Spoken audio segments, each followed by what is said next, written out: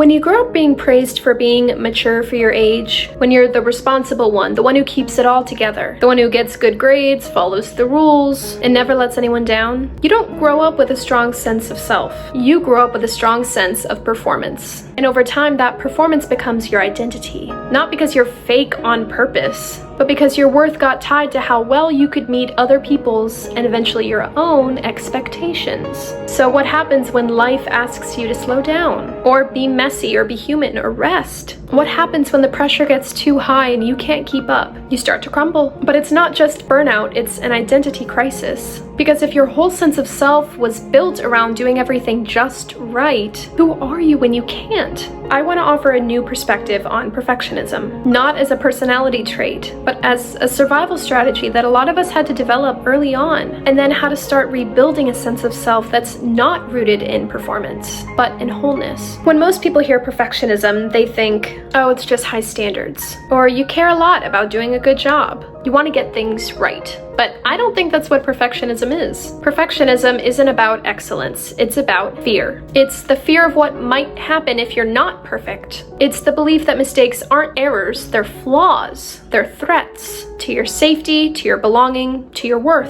And that belief doesn't come out of nowhere. For many of us, perfectionism was the way we earned love and approval, or avoided punishment, or kept chaos at bay. You learned that being impressive, helpful, easy to manage gave you a sense of security to hide behind. You learned that if you did well, you'd be okay. So your identity got wrapped around performance. But there's a hidden cost to that. When everything you do is about being good enough in someone else's eyes, you slowly lose sight of who you are in your own. So here's what perfectionism and chronic high standards do over time. You stop asking, what do I want? And instead ask, what should I be doing? You are hyper aware of how you're being perceived and numb to how you actually feel. You attach your worth to output, achievement, and other people's reactions. You become terrified of rest because rest equals falling behind. And you never feel done, even when you're completely exhausted. And worst of all, you become a stranger to yourself because the version of you that people love isn't the real you. It's the you that performs, the you that pleases, the you that never stops proving. And that disconnect is devastating when you realize it. Because now, even when people praise you, it doesn't land.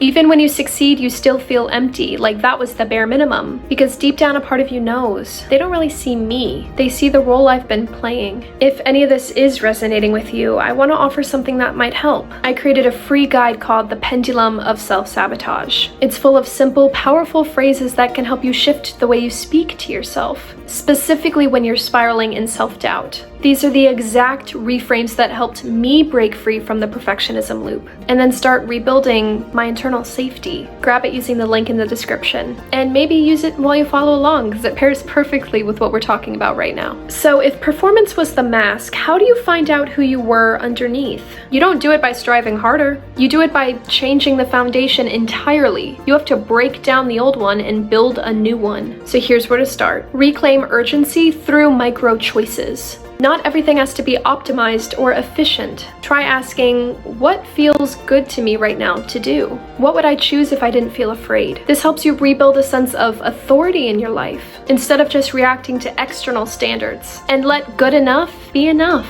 This isn't lowering the bar. It's lowering the threat level. It's creating space for effort and ease to coexist. Practice letting things be complete even when they're imperfect. That's how you start to trust that safety isn't only found in achievement, and then build identity through alignment, not approval. Instead of asking, am I doing this right? Ask, is this aligned with my values? Alignment is what makes your actions feel grounded, regardless of the outcome. And this is what helps you separate being from doing. You're not here to be impressive. You're not here to be efficient. You're not here to earn your right to rest or take up space or exist. There was a time when these behaviors kept you safe, but now they're only hurting you. You're allowed to be whole, even when you're messy, even when you fall short, even when you're still figuring it out. Rebuilding your sense of self after a lifetime of perfectionism is not easy, but it is possible. I'm proof that it's possible. And it starts with one quiet, powerful shift, choosing to see yourself with kindness, even before you feel worthy of it. If you're ready to start healing this from the inside out, not just changing your habits, but transforming the way you see yourself,